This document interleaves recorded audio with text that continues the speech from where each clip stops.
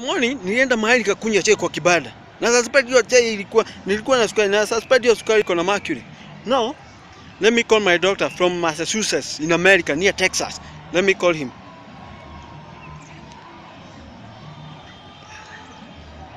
My doctor anaitwa John Walter Walker. John wa Maemote Bay. Huyu naona anastahili afanywe auditing. Huyu naona kama ni msapiri. Huyu ni msapiri ajifanye mzuku. Oh, hello. Hello Dr. Walker. Yeah, it is me Kimzi. Yeah, from Kiadutu. Kiadutu near Kiagoma. Kiagoma near Tobo. Tobo near Ituramero in Kiabu. Kiabu County in Kenya. You know, yes, I have a problem, doctor. You know, in the morning, I went in Kibada.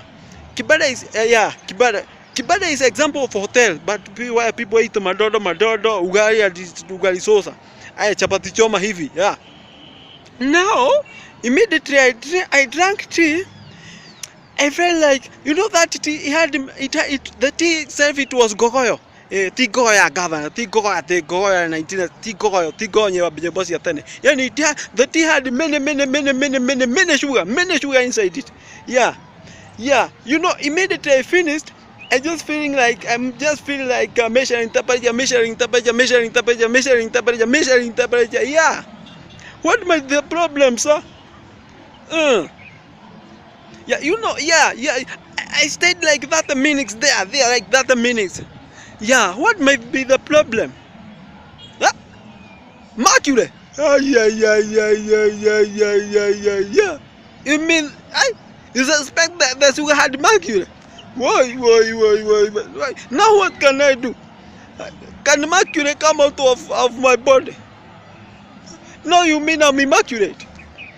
I'm maculated? No, you mean me at the moment we are like one thing? Why? No, doctor, can mercury come out of me through osmosis? Or through respiration? Or can I do titration of my body then mercury come out? Why?